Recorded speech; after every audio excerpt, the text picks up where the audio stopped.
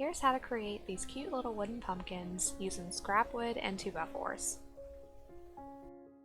So for the actual base of the pumpkin, I'm using these 2x4s that I got from Lowe's. They came in a bundle of like 2-foot pieces. I just cut them down to the size that I needed them. And I found a few pieces of scrap wood to use for the stalks of the pumpkins. So these are the paints that I'm using. I will also list those down below in the description for you guys. So I just start by painting my entire wood block in pumpkin orange. So I ended up getting a piece of cardboard to sit these on so that they wouldn't get all over the table, but I did get a lot of paint on my hands, as you'll see. It's a little tricky painting all the sides of the pumpkin without getting paint all over your hands, so if you don't want paint all over your hands, you can use gloves, or you can wait in between each side as you paint them and let them dry. But I'm impatient, so I was just like, whatever, I'll get paint on my hands.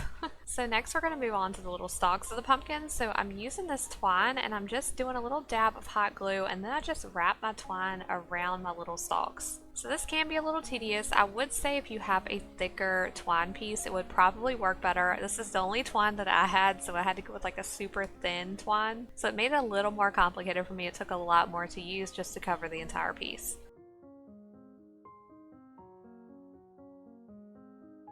But I thought they did turn out really cute. So now that our orange paint has dried on our pumpkins, I'm just going to dry brush over them with my hazelnut. So not super heavy on the paint, just enough on your brush just to go over them very lightly and get that dry brush effect. It's okay if you do too much because you can always go back over it with your orange or however you need to fix it.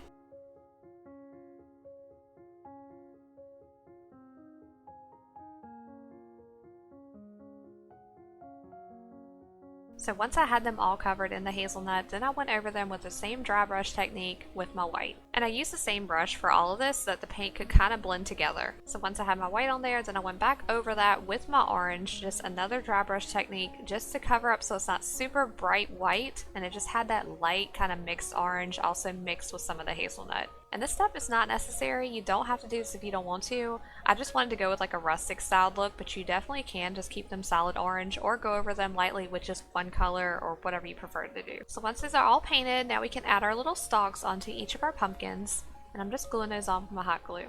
And I'm just using leaves off of some floral that I had from Dollar Tree. So I'm just cutting those leaves up so that I can attach them beside my little stalks. In hindsight, you could add the leaves before you add the stalk. So like put the leaf down and then glue your stalk on top of it so that it's actually sitting up underneath your stalk. And this is me recording for my TikTok.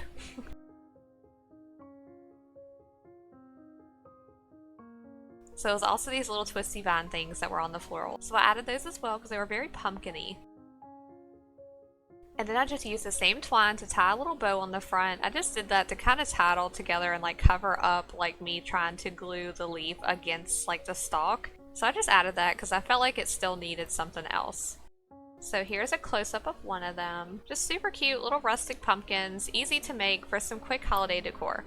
So I set mine up on my dining room table. I just did a little piece of burlap. I added some little pumpkin lights and some sunflowers. So I really hope you guys enjoyed the video. Thank you so much for watching, and I will see you on the next one.